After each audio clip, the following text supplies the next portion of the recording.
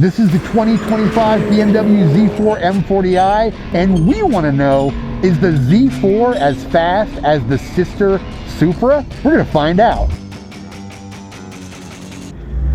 All right, we are getting ready to roll on track here in the 2025 BMW Z4. Always wave at your corner workers because they are really doing the hard work here. So the thing that strikes me about this car on track is just how similar it is to the Toyota Supra. Now I know they are the same chassis, they are the same engine, they are the same transmission, but they're tuned differently. They have very different intents, but the capabilities of this Z4, even though it's a couple of 100 pounds heavier than the Supra, are really impressive. That M brake setup is just fantastic. Pedals are well placed for heel and toe, and you can do some really cool things with the chassis once you start putting a little bit of power to those 20-inch rear wheels. Handles bumps like a champ. You can take curb all day.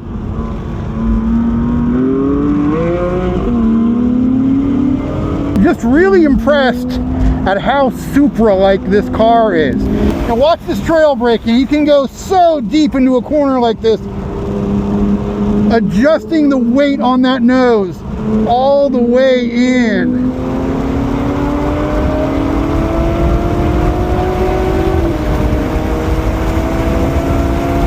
Hard braking here into turn 10.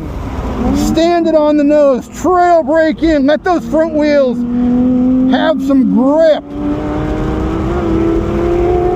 and just let it run all the way through that corner.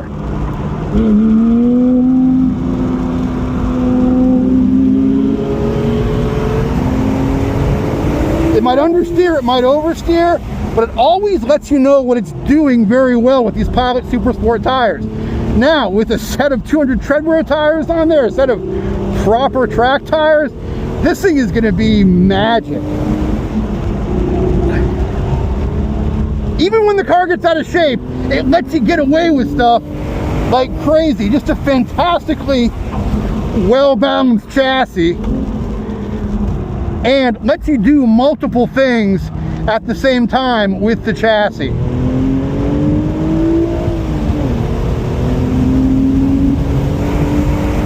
And again, love the trail braking. We'll stand it on the nose here. We'll bleed off the brakes a little bit coming into this banked corner.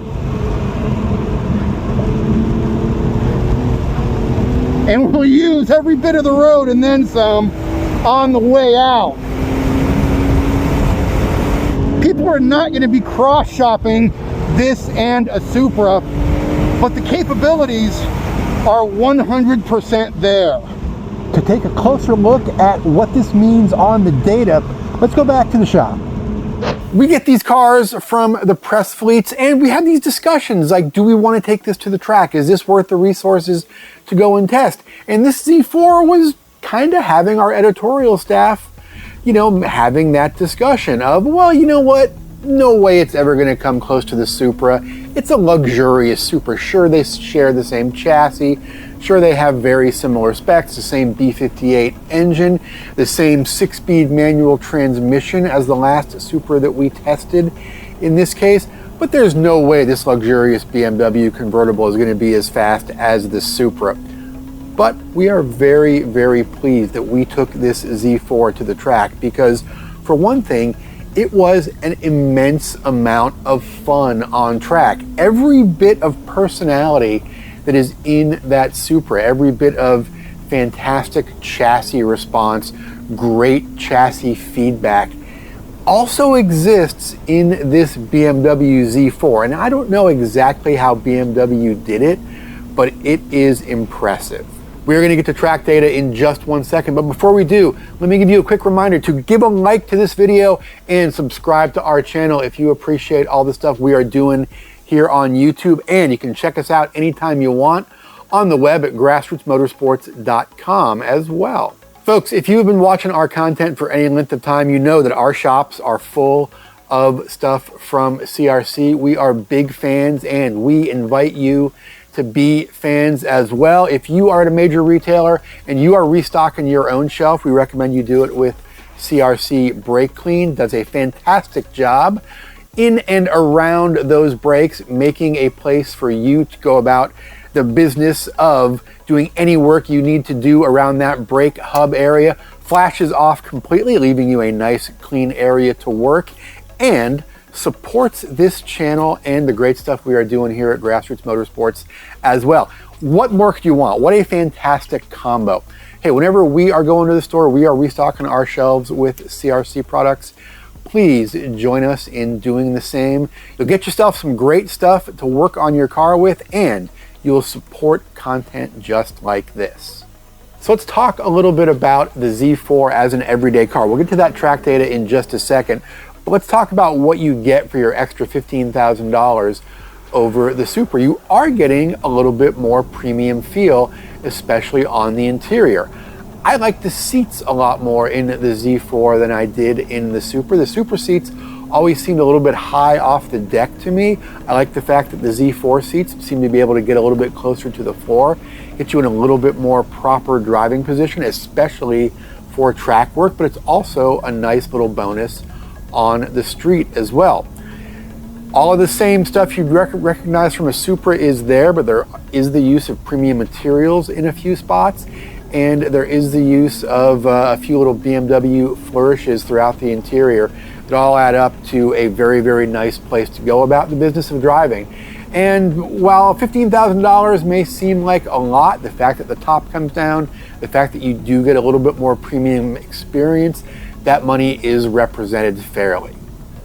So all 6-cylinder BMW Z4s are now the M40i spec, which means they get the big M brakes. Those are 13.7-inch front, 13.6-inch rear, pinched by 4-piston front and 2-piston rear calipers. Fantastic brake setup.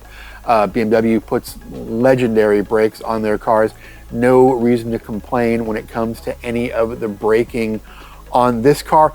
One area where it differs from the highest spec Supra a little bit is the wheel and tire package. The wheel and tire package on our particular car was a set of 19-inch front and 20-inch rear wheels with 255/35/19 and 285/30/20 rear Michelin Pilot Super Sport tires. Now that is 10 millimeters wider in the rear on a 20-inch wheel versus a 19-inch wheel than comes on the Supra. Is that enough to make a huge difference? No, but it's not nothing at the same time. A little bit lower profile, a little bit more stable contact patch on the ground, all adds up to the potential for a very good handling car, which we saw realized in this Z4. So let's start by looking at the VBox data. I got a screen now. How cool is that? Start by looking at the VBox data at just the Z4 M40i on track. And whenever I'm looking at a snapshot of the speed trace from the firm, first thing I usually look at is this turn 8 area here. Usually there's sort of a telltale in that, where if this is very W-shaped, if the initial speed trace drops and then comes back up in the middle and then drops a little bit at the end and then goes back up, that's actually fairly typical of what we see in a lot of speed traces from a lot of cars. Now, to some extent, the better the car gets at sort of being an all-around performance car that does a lot of things well on track, this will flatten out a little bit and that W shape will disappear. And I'm seeing a nice flat shape here. What that's showing is sustained, very strong turn in, good speed through the middle of the corner. You might even gain a little bit of speed through the middle of the corner, but importantly, you're not dropping a lot of speed. This right here is a pretty good indication of a good all-around handling car.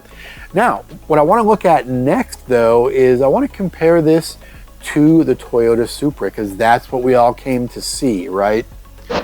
So here we go. Here's what you wanted to see. Supra in blue, Z4 in red, and we see two curves that, for all intents and purposes, are just about identical. Let's look at that turn 8 area again. The Z4 actually can a little bit faster on the turn in to turn 8. Definitely faster in the mid corner and a fantastic exit from turn 8. The Supra has a little bit more of that telltale W. doesn't really mean the Supra is a worse handling car. These were two cars, very similar in spec, similar in tire.